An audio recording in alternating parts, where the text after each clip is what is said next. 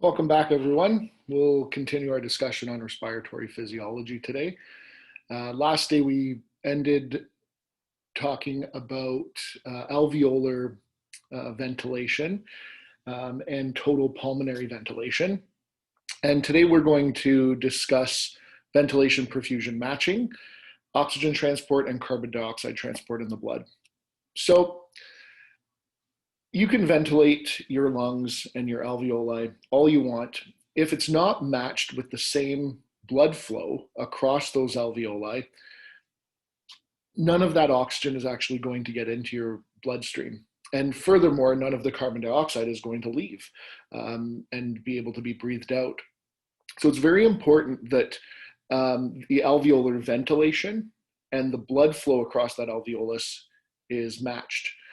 And blood flow is often in physiology called perfusion. So they refer to this as ventilation perfusion matching. And so if they are not matched, there's good ventilation with poor perfusion, or there's good perfusion with poor ventilation. And both of these circumstances, that's not a good thing, because in the first circumstance, good ventilation with poor perfusion, you're getting oxygen into the alveolus, but you have nowhere for that oxygen to go. In the second circumstance, you have no oxygen getting into your alveolus, but there's good blood flow. So there's nothing to go into that blood that's flowing across it. And so here is an example of good ventilation perfusion matching. So you can see that there are two capillaries. Each capillary is going along one alveolus respectively. And you can see that the opening, that terminal bronchiole, is patent, meaning that it's open and there's air flowing into the alveoli. And the blood flow across those alveoli is good. There's good blood flow across each. And that means that gas exchange is going to occur effectively. Well, here's what's happening if you have what they refer to as mismatched ventilation perfusion. So imagine for a second that you have the same two alveoli. The first alveolus has good blood or good ventilation. The second alveolus, you can see the bronchiole is constricted. It's undergoing bronchoconstriction. You can see that the blood flow across each is good for now. And the problem here is that in the first alveolus, where you have good patency of that bronchiole and you have good airflow and good blood flow, there's good gas exchange that's going to occur across. In that other alveolus where you don't have good ventilation, well, your oxygen level within that alveolus is going to go down. You're still going to get gas exchange of carbon dioxide going into that alveolus, but it can't get out effectively because of that bronchoconstriction and the high resistance to airflow. So in that alveolus, you're going to get low oxygen, low partial pressure of oxygen, and a high partial pressure of carbon dioxide. And because of that, the blood that's flowing across it is not going to get oxygenated. And so that blood that's flowing across is just going to flow across and be deoxygenated and continue to be deoxygenated as it goes back to the systemic circulation. So that's a problem. So there's some of your blood that won't get oxygenated in that circumstance. And so here's how the body regulates that scenario. So if you have one of that circumstance of that bronchoconstriction, the body regulates it by vasoconstricting the arterioles that lead into that alveolus. And that's important because, number one, that it's going to sense the low oxygen. And number two, it's going to lead to that vasoconstriction so that the blood is redirected to alveoli that are well ventilated. This is a process that is known as hypoxic vasoconstriction.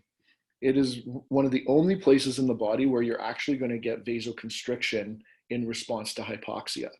Normally, in response to hypoxia, you get vasodilation because you want more blood going to that tissue. And the more blood that goes to the tissue, the more oxygen it gets. But in this circumstance, the point of the alveoli is to oxygenate the blood. And if there's no air going to that certain alveoli, you want to redirect the blood flow to the alveoli that are well ventilated. And so it effectively diverts blood to the well-ventilated alveoli. So it's known as hypoxic pulmonary vasoconstriction, or hypoxic vasoconstriction. And so here's just a summary slide of what's happening, so that you can have good oxygenation of the most amount of blood. And it occurs in the pulmonary arterioles. The rest of the body, if you're in a state of hypoxia, you get vasodilation in an attempt to deliver more oxygen to that tissue. So we're going to talk a little bit about gas exchange now. And gas exchange, as we know, is a diffusion process, and it's a diffusion of oxygen and carbon dioxide. And both of these are dependent on the surface area of the tissues that you're trying to diffuse across, the permeability of the barrier, and the diffusion distance. And usually these three things are constant in healthy people. The biggest thing that this is dependent on, that we're going to spend most of our time discussing, is the concentration gradient of the gases. And this will be in the form of partial pressures. So gases will flow from an area of high partial pressure to an area of low partial pressure. And so let's have a look at what we mean here. So if we're looking at the alveoli and the capillary, you can see that that air would go into the alveolus, and that air would have a high partial pressure of oxygen. The blood that flows across the alveolus has a lower partial pressure of oxygen. And so in that circumstance, oxygen is going to diffuse across the alveolar membrane and then across the endothelial lining of that capillary and into the blood, because it's going from an area of high partial pressure to an area of low partial pressure. That same blood is carrying carbon dioxide from the tissues that was produced via metabolism, and that carbon dioxide is going to diffuse across, but in the opposite direction, because the air that you're breathing in has a very low concentration of carbon dioxide, and your blood is going to have a very high concentration of carbon dioxide, relatively speaking. And so it's going to go from an area of high partial pressure of carbon dioxide to the area of low partial pressure. So it goes from the blood into the alveolus. And that is going to be breathed out so that we can get rid of the carbon dioxide waste. The other thing to note here is that the distance that you're diffusing across is very small, anywhere between 0.1 and 1.5 microns, which is tiny and facilitates diffusion. And the other thing is that you have a huge number of alveoli, and that really increases the surface area that you can have gas exchange occurring across. So this process occurs very, very efficiently. And so, as I mentioned, the gases move down their partial pressure gradients.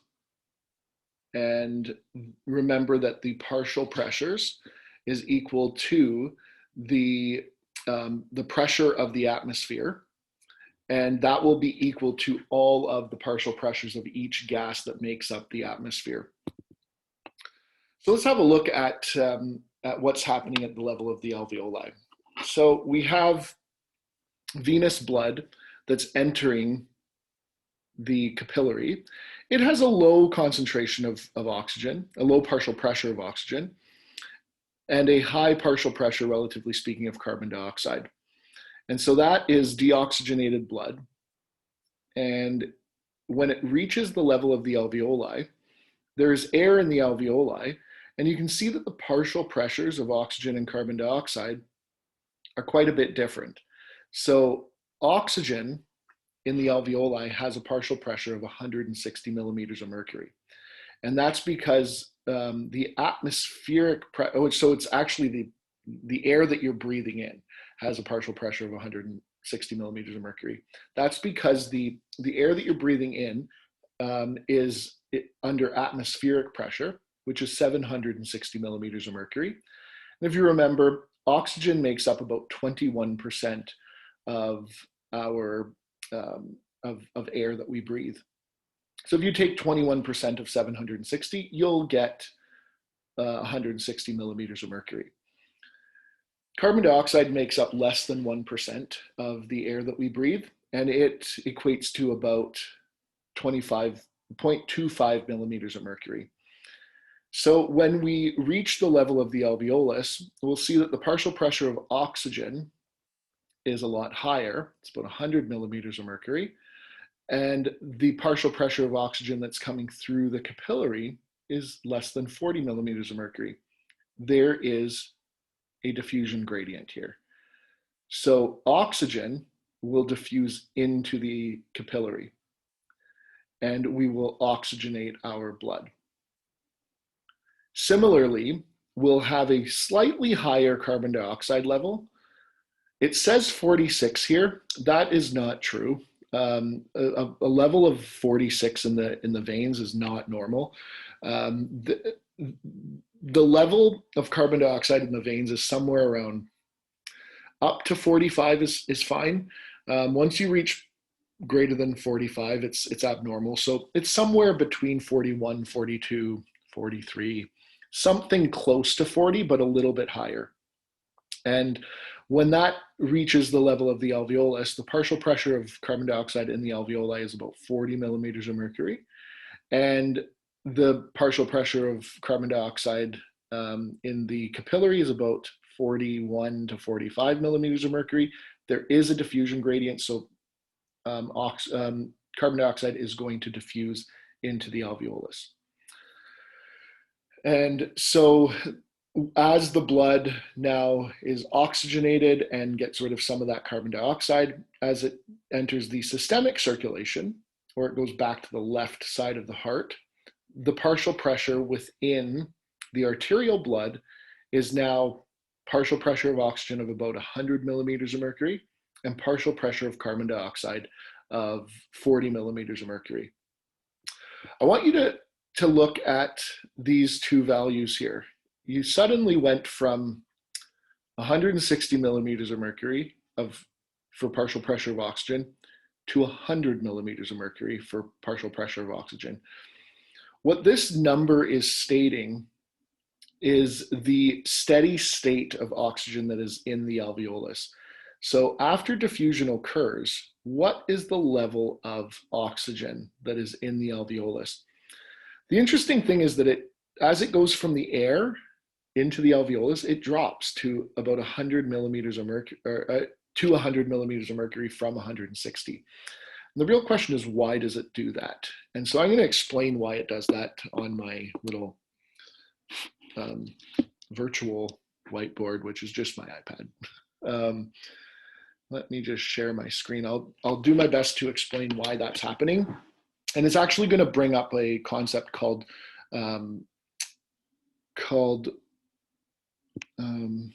partial pressure of oxygen in the alveolus. And so let me just do this. I'm going to share my screen. Okay, hopefully you can all see that.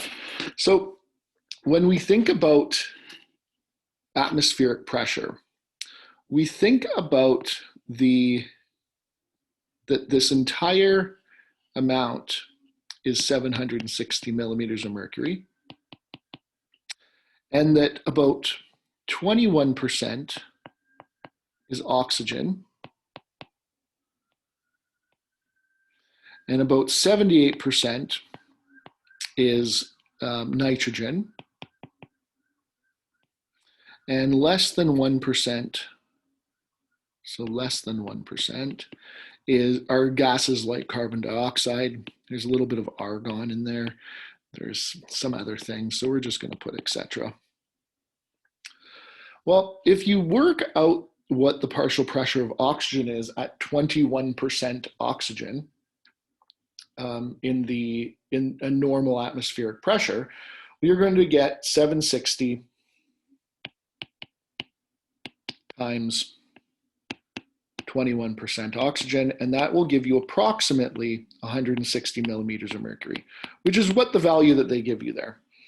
But what we're trying to figure out is what is happening in this alveolus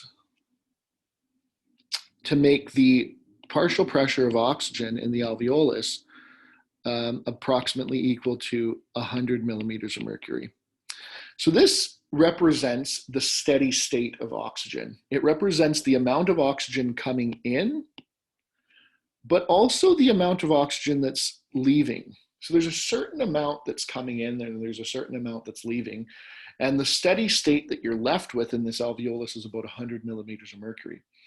But why does it drop by 60? And so in order to figure that out, we have to figure out basically to know the alveolar oxygen, which is denoted with this PaO2,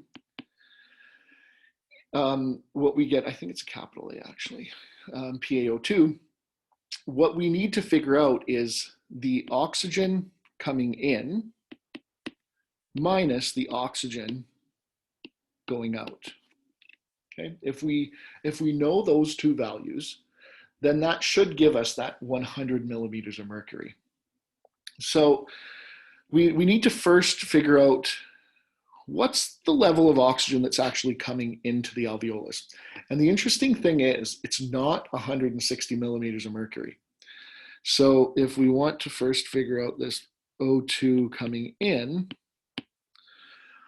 there's more than just oxygen and nitrogen in our airways. So if we draw out our airways, we have our trachea, we have our lungs that don't look square, but they do in this picture. What we'll actually notice is that there's a thin layer of mucus that surrounds the majority of our airways. And this thin layer of mucus has a lot of water in it. And the water actually exerts a water gas pressure as well that has to be accounted for while we're doing our calculations. And so the difficult thing about water gas pressure, we call this water vapor pressure, is that it changes dependent on the temperature that you're looking at. So normal body temp is about 37 body temp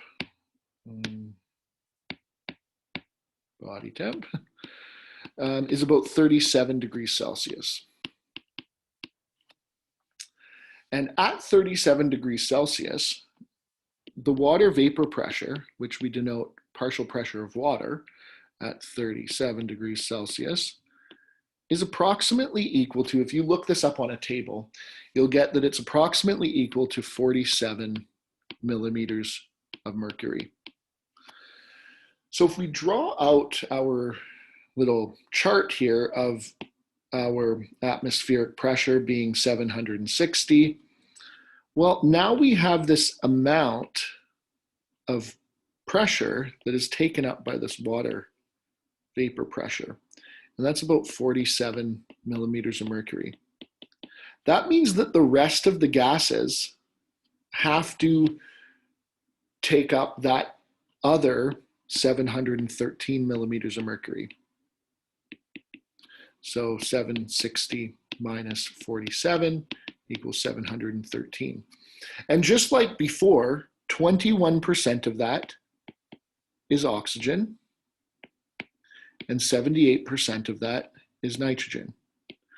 So if we use that value that's left over of 713 millimeters of mercury, well, our new partial pressure of oxygen, as our partial pressure of oxygen, is going to be 713 times 21%. And that gives us approximately 150 millimeters of mercury. And that's actually the amount of oxygen, that's the partial pressure of oxygen that's coming in to our alveolus. So what we essentially did there was we took the atmospheric pressure and we subtracted this water vapor pressure. So we took this pressure of our atmosphere and we subtracted our partial pressure of water at 37 degrees Celsius. And then what we did with that number is we multiplied it by the percent oxygen that our air is. So the first part of this alveolar oxygen formula is, well, our amount of oxygen that we inspire is 21%. The term that we use to describe that inspired amount is something called the fractional oxygen that's inspired. It's sometimes referred to as FiO2. FiO2. Fractional inspired oxygen. And that's our 21%. It's just a fancy way of saying it's going to be 21%. It's actually FiO2. It's a small letter I. But it's just a fancy way of saying that 21% if we're breathing normal air. And then what we learned was that it is that partial pressure of, or it's that atmospheric pressure minus the water vapor pressure.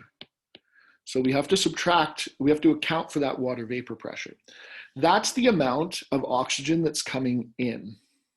That's the amount of oxygen that's coming into the alveolus,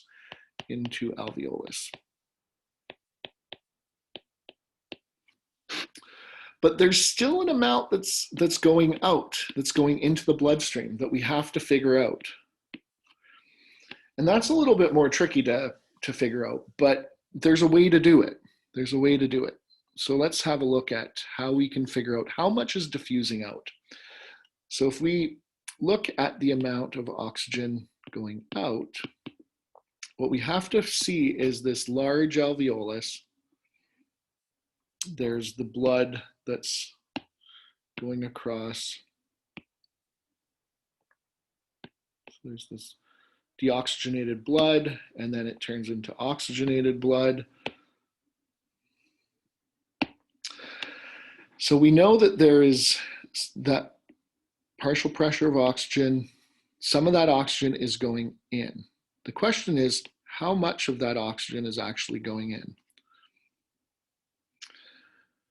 Well, there's another gas that's within this system that is sort of in equilibrium with everything. So there is carbon dioxide that is coming out of the capillary. And so we have a certain amount of carbon dioxide that's coming out because it's slightly higher.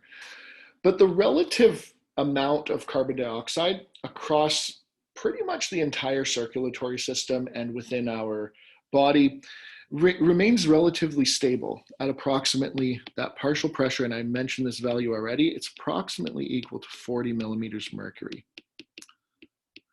And this is a really good number to know, because if we think way back to our previous sections of this course, is there a way that we can equate carbon dioxide with water, or with oxygen? Carbon dioxide and oxygen. Is there any way that we can equate those two things? And there is. When we did our metabolism section, we talked about something called the respiratory quotient. And we learned that the respiratory quotient is equal to carbon dioxide divided by oxygen.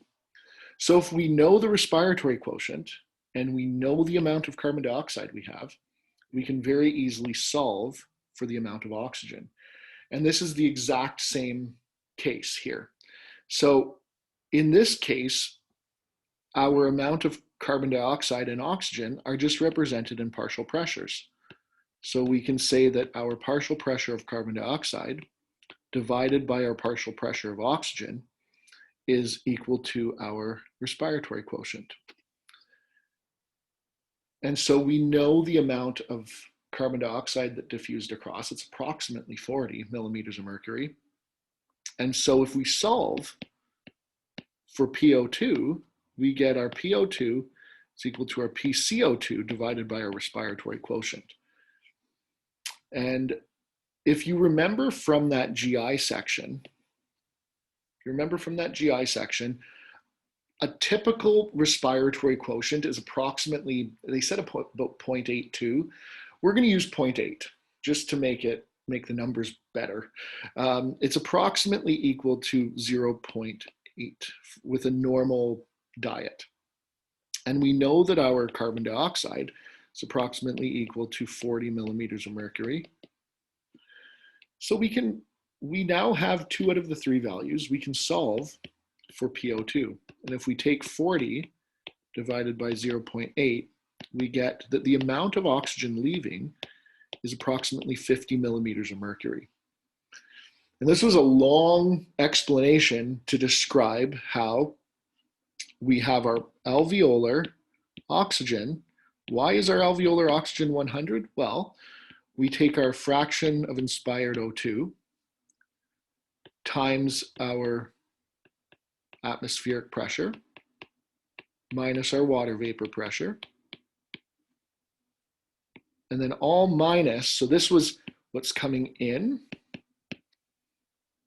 this is what's going out. It's our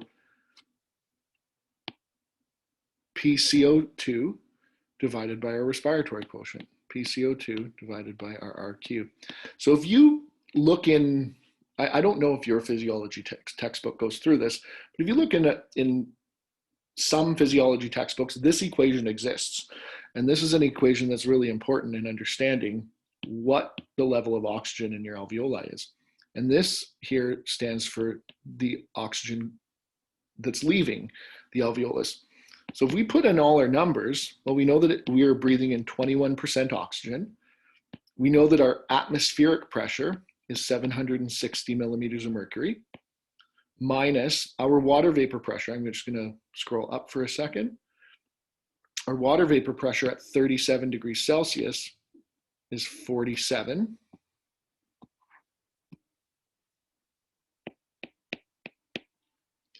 And then we subtract our PCO2, which is 40 millimeters of mercury, divided by our respiratory quotient, which is 0.8. So if we work this out, we get 0.21 times 713 minus 40 divided by 0.8 is 50. So we end up with about approximately 150. If you work 21% of 713, it's about 150 minus 50 equals approximately 100 millimeters of mercury in the alveolus. So that's just the proof for why that's happening. I won't expect you to develop this formula from first principles, but I do want you to understand that the amount of oxygen in the alveolus is dependent on the amount that's coming in minus the amount that's coming out. I do want you to understand that. And I also want you to understand the factors that affect it. So if someone were in the hospital and were given pure oxygen to breathe, well, the amount of oxygen coming in, if that fraction of inspired O2, if they're given 100% oxygen, this value turns into 1. And so the amount of oxygen that they're going to be breathing in is a lot higher. And so that their overall alveolar oxygen will be higher. And so just know how these factors will affect the overall number. If it's on the same, if the number is in the numerator, it's going to be a direct relationship. If it's in the denominator, it's going to be an inverse relationship. But just play around with these numbers. Say, oh, well, what would happen if somebody's carbon dioxide level goes up? Or what happens if somebody's respiratory quotient changes? What will happen to the overall PaO2? Play around with some of these numbers to see how each factor affects it. But this is just the proof for the normal circumstance of having 100 millimeters of mercury as the alveolar PO2. Okay, so again, I won't get you to prove that in any kind of fashion, but I do want you to understand the principles behind this formula. So the formula here is this thing. I'm going to outline it in red. It's getting a little bit messy, actually. Maybe I should rewrite it. I'll rewrite it for you. This alveolar PO2 is equal to the fraction of inspired O2 times the atmospheric pressure minus water vapor pressure, and then all minus PCO2 over respiratory quotient. That is the overall formula for alveolar O2. So play around with that. Make sure you know how the factors affect it. I won't get you to do actual calculations of it. It'll be more conceptual if I were to ask you questions about it. Okay, so I'm going to stop the share right now. You might want to pause this so that you can actually write it down. And then I'm just going to reshare my PowerPoint. Okay, so now that we've digressed fully and talked about math, that was probably very nightmarish for anyone who hates math or physics, and probably a dream for anyone who absolutely loves math and physics and wants to know why things are happening. So let's talk about now what's going to happen. So we know that oxygen is going to diffuse in, carbon dioxide is going to diffuse out of the blood, and we now have this amount of blood this arterial blood that has a high partial pressure of oxygen and a low partial pressure of carbon dioxide. So now we have this blood that is traveling to the level of the tissues. And at the level of the tissues, you are now back into the capillaries, where there's a short diffusion distance, high surface area. And at the level of the cells, you're going to notice that the cells are using the oxygen that they got for metabolism. So the concentration of oxygen is going to be very low in the cells because they're using that oxygen. And the concentration of oxygen that's coming in to the capillaries that are supplying the cells has a high partial pressure of oxygen. So that pressure gradient is going to cause oxygen to enter the cells. While those cells are at the same time producing carbon dioxide from metabolism. So there's a slightly higher partial pressure of carbon dioxide at the level of the cells compared to the blood.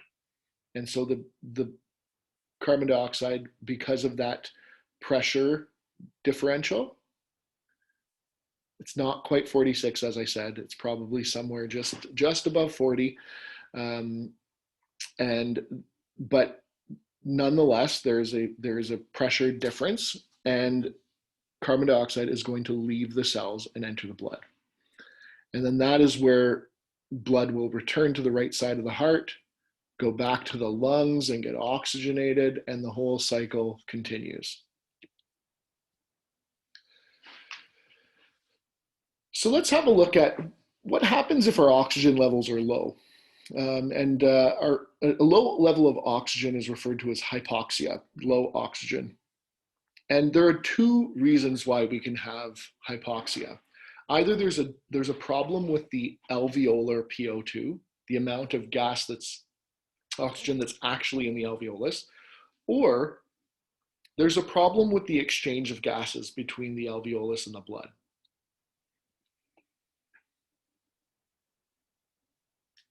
So if there are problems with the alveolar PO2, it can really be one of two problems.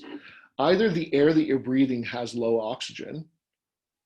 So an example of that would be high altitude. So at a high altitude, the atmospheric pressure goes down. So our partial pressure of oxygen goes down and our total body oxygen goes down. So our alveolar PO2 is going to be low. Or it's that the alveoli aren't getting the air that they need. Maybe the lung's not inflating well at all. Maybe it doesn't have the ability to inflate. Maybe the bronchioles are so constricted that you can't get air into a lot of the alveoli. That would be the case with asthma. Or maybe the brain isn't sending the signal to cause us to breathe. And so we stop breathing. And so certain medications can do that. The most notable of which are the opioid medications. Opioid medications are the ones that are in the category of morphine and morphine derivatives. Morphine, fentanyl, carfentanil, all of those ones. Those ones are in the news a lot. Oxycontin, there's Dilaudid, which is hydromorphone. All of these ones are really just derivatives of morphine. So any drug that's like morphine can cause your central nervous system to stop sending the signal for you to breathe. If you're not breathing, you're not getting the air into the alveoli. So all of these issues can lead to low alveolar PO2. So here is a normal lung. Normal lung, normal inflation of the alveolus, normal blood flow, and so your PO2 will be normal. Let's have a look at asthma first. Asthma, that's where the bronchioles are narrower, bronchioles constrict, so we're not getting the air in. So our overall oxygen in our alveolus is low, and therefore we don't get the oxygen in the bloodstream, into the capillaries. We can also have that there's a problem with the exchange of gases. So in some circumstances, you can get fluid accumulation between the capillary and the alveolus. And what that fluid does is it increases the diffusion distance. And that increased diffusion distance really inhibits diffusion from happening. And so there will be a lower, while your alveolus will have a normal PO2 because you're breathing just fine, that oxygen will not diffuse across as readily. So you're going to have a low oxygen in your blood. So you'll get hypoxia from that. So these are all the reasons why somebody might have hypoxia. There are other reasons, but these are the major reasons. So let's have a look at how oxygen gets transported in the blood. And we have a problem because oxygen doesn't readily dissolve in the blood. So the question is, how does our body get around this? And our answer is that it transports most of our oxygen on hemoglobin. Only a very small amount of oxygen is actually dissolved into the plasma, and it's about 2%. The rest of it, the 98%, is bound to hemoglobin. And we already talked about hemoglobin in a good level of detail in our blood section. Hemoglobin is a protein that consists of 4 subunits. And so there are 2 alpha subunits, and they are called globin subunits. And there are 2 beta subunits. All 4 of these globin subunits come together to help make the protein.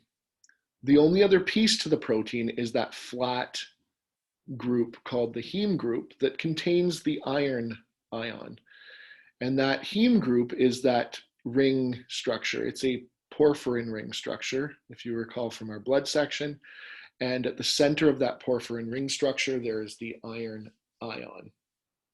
Each heme group can hold on to 1 oxygen molecule. So therefore, and every globin unit, every subunit has 1 heme group. So in all, a hemoglobin molecule can carry 4 oxygen molecules.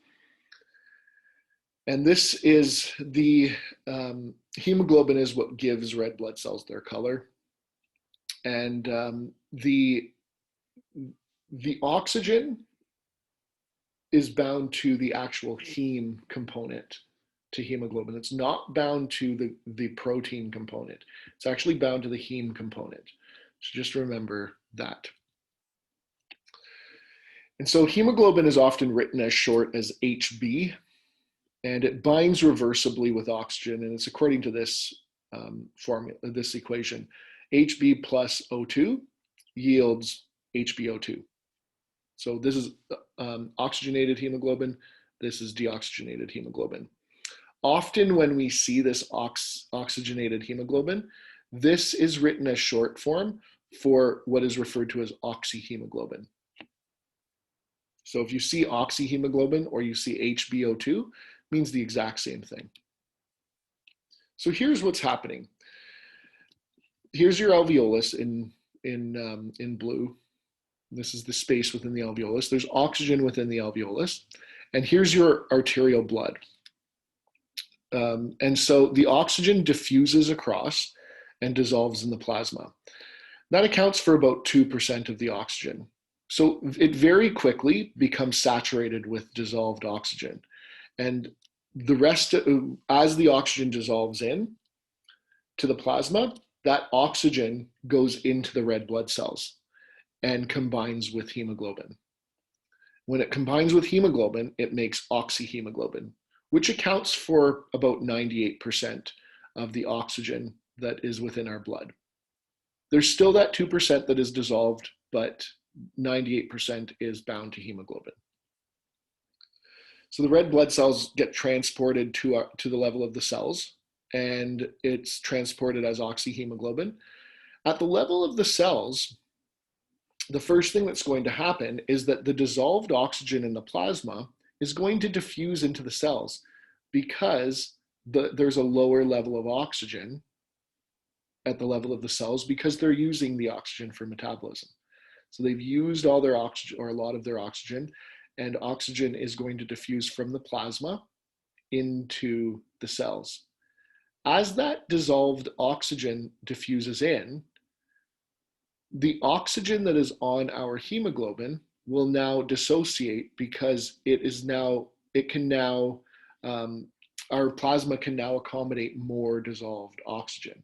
And so our oxyhemoglobin dissociates into hemoglobin and oxygen, and that oxygen diffuses across, diffuses into the plasma, and then a lot of that oxygen, or some of that oxygen, will actually go into our cells. And that will occur until equilibrium is established. How many cell membranes will oxygen cross in its passage between the airspace and the alveolus? You know what? I don't do this question. It doesn't matter. You can do it if you want. I'll never ask a question like that. It might be good for practice, but I won't ask a question like that on your exam. But anyways, know the figure, but don't worry about how many membranes it crosses. So at the alveolar capillary interface, it follows the law of mass action. So this law that if you put stress on a reversible reaction, it's going to push the reaction into a certain direction. So as you increase your amount of oxygen that's going into the red blood cell and into the blood, as more diffuses in, it's going to push this reaction to making oxyhemoglobin.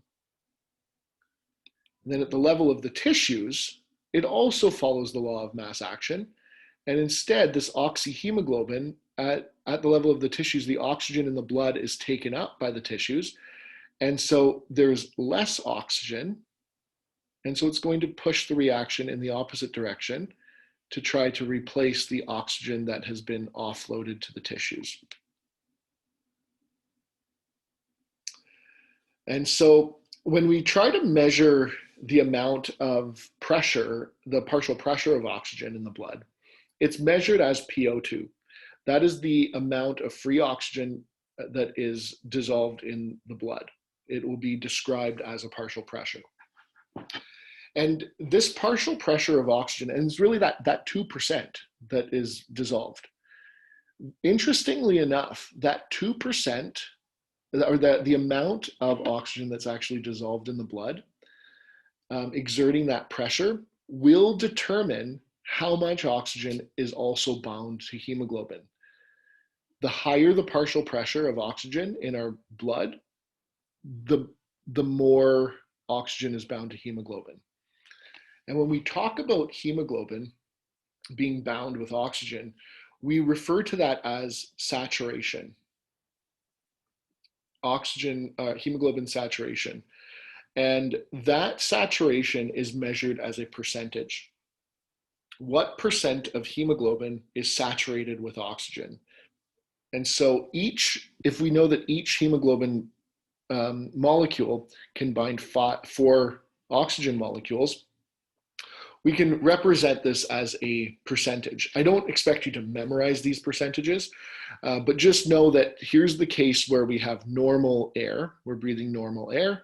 It's about 100 millimeters of mercury in the alveolus in steady state, and 100 millimeters of mercury dissolved in the plasma.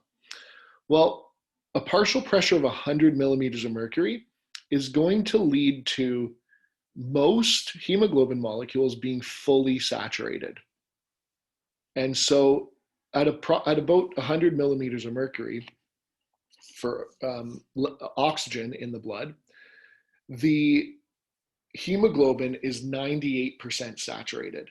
And that's a normal oxygen saturation. If you've ever been to the doctor or to the emergency room and they put that little finger probe on you that has a little light on it, they're measuring your oxygen saturation.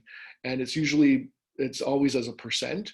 And so a normal oxygen saturation is somewhere around 98, 99, 100% with breathing room air.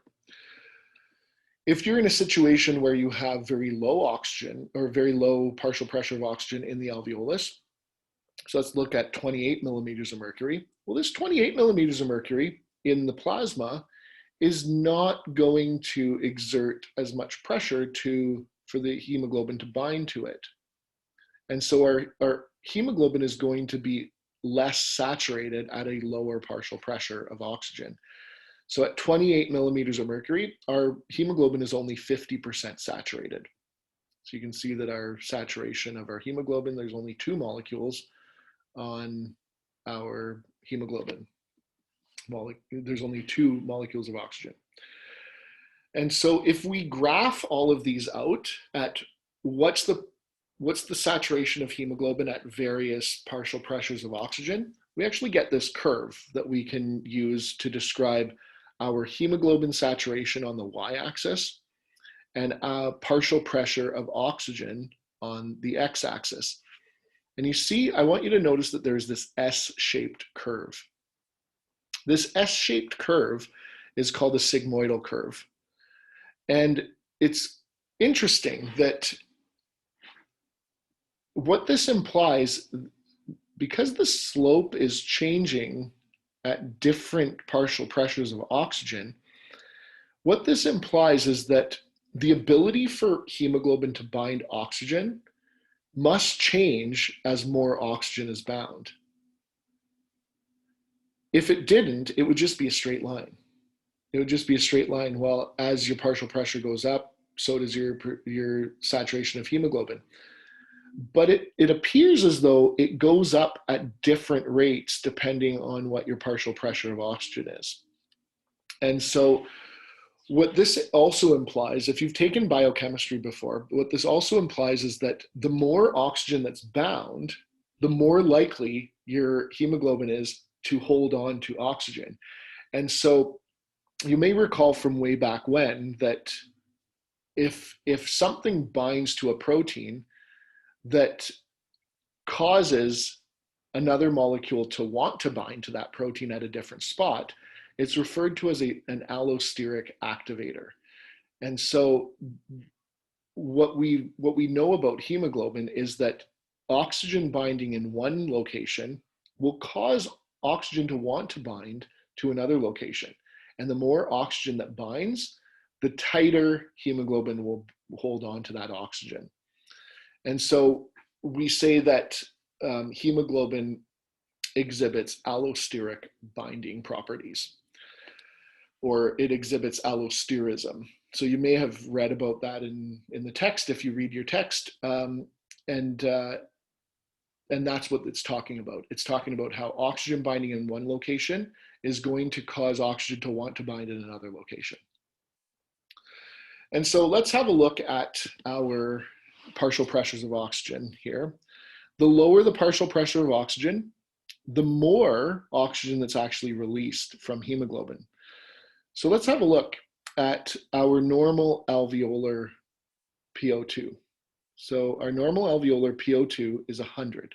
So if we go up to see what our percent saturation is, it's about 100%, or just under 100%. It's about 90, I don't know, 98, 99%. And let's look at the partial pressure of oxygen that we normally see in our tissues, which is about 40 millimeters of mercury. Our percent saturation is 75%. So what this means is that at the level of the tissues where you have that diffusion gradient from 100 millimeters of mercury to 40 millimeters of mercury and oxygen is being offloaded, it tells us that there's only about 25% of our oxygen that's even offloaded to the tissues.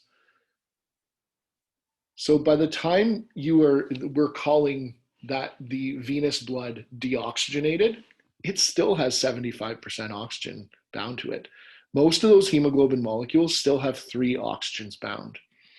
And this is a really good thing. Having hemoglobin still have 75% saturation allows it to act as a safety net in case metabolism increases. It would be very bad if we all the time offloaded 100% of our oxygen. If we needed more oxygen to the tissues, we wouldn't be able to get it there. In the case that we have this safety net, if you need a little bit more oxygen being offloaded, you can offload more oxygen if it's required, because we're only offloading about 25% at any given time under normal circumstances. So make sure you understand this concept, because this is a very important concept to get. And so there are things that will affect hemoglobin oxygen binding. And so anything that will actually change the shape of the hemoglobin molecule will result in the oxygen binding to change. And so there are 4 big factors that we know that will affect the ability of oxygen to actually bind to hemoglobin: pH, PCO2, temperature, and this molecule called 2,3-BPG. Let's have a look at each of them. And so what we'll see here, what we're noticing is that we have our normal curve is the curve in brown. That's our normal oxygen dissociation curve. And that is when our pH in our blood is 7.4, which is a normal pH of blood. We know that. Normal pH of blood is 7.4. Let's see what happens if our pH goes up. If our pH goes up to 7.6, you'll notice that the curve kind of shifts to the left. And it actually wants to hold on to more oxygen better. It doesn't give up as much oxygen. So let's have a look at, under normal circumstances, our 7.4 curve at 100 millimeters of mercury all the way to 40 millimeters of mercury. We're offloading about 25% of our oxygen. We're going from just under 100 to about 75, just under 100 to about 75. Well, have a look at what happens at a pH of 7.6. We're at 100% oxygenation at 100 millimeters of mercury. If we go to 40, our percent saturation at 40 millimeters of mercury is above 80. So in this case, we're only offloading about 15% of our oxygen. So a higher pH will cause your hemoglobin to hold on to oxygen tighter. A lower pH, let's look at our green curve. A lower pH is actually going to cause our hemoglobin to want to offload more oxygen. And so if we have our 100 millimeters of mercury, we're at maybe 90% oxygen or so. And then if we go to our 40 millimeters of mercury, which is what the level of the tissues is, we go from about 90-ish to about 60, we're actually offloading about 30% of our oxygen instead of only 25. And this is actually quite important. If you think about what would cause our blood pH to go down, anything that will increase acidity.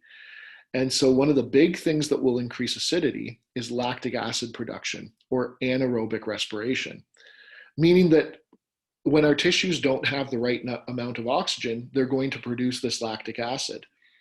And so in the case where you're producing this lactic acid, the more acid you produce, the more oxygen you're going to offload to your tissues. This is a good thing because your tissues need the oxygen. So you're going to offload more oxygen. And so notice that the curve looks like it's shifted to the right. Whenever you see anything where the curve is shifted to the right, you're offloading more oxygen. Whenever you have a curve that's shifted to the left, you're offloading less oxygen. And so in the case of increased acidity of the blood, you are offloading more oxygen, which makes sense. Your tissues need the oxygen. It does no good just being bound to hemoglobin. It has to be offloaded. So you're offloading more oxygen. Let's have a look at this, this molecule called 2,3-BPG. It's also referred to as 2,3-bisphosphoglycerate. 2,3-bisphosphoglycerate is made in times of chronic hypoxia, and it shifts the oxygen hemoglobin curve to the right. So it kind of makes sense.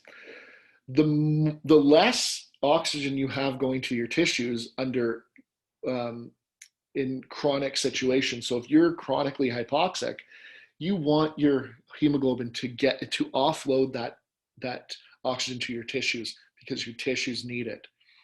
The best example of production of 2,3-bisphosphoglycerate is when people live at high altitude. So let's have a look at 2,3-bisphosphoglycerate. Here's the normal oxygen dissociation curve. It's in pink in this case. And let's look at what happens when you add 2,3-bisphosphoglycerate. Let's say somebody is living at high altitude. They're going to make more and more and more of this 2,3-bisphosphoglycerate.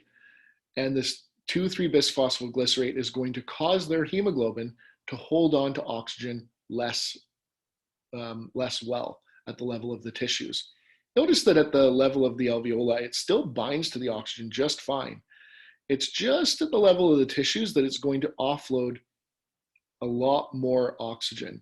So instead of offloading only 25% oxygen, being about 75% saturated, you're going to be offloading oxygen to the point where you're only about 55% saturated. You're offloading a lot more oxygen to the tissues because your tissues need that oxygen in times of hypoxia. So make sure you wrap your head around it. I know a lot of people will think, well, at high altitude, you want your hemoglobin to bind onto oxygen better. That's not true because, as I mentioned, keep in mind that oxygen does no good when it's just bound to hemoglobin. It has to be able to offload in order to have benefit to the tissues. If it's just bound really tightly and not offloading, it does nothing for you. So let's look at temperature and CO2. These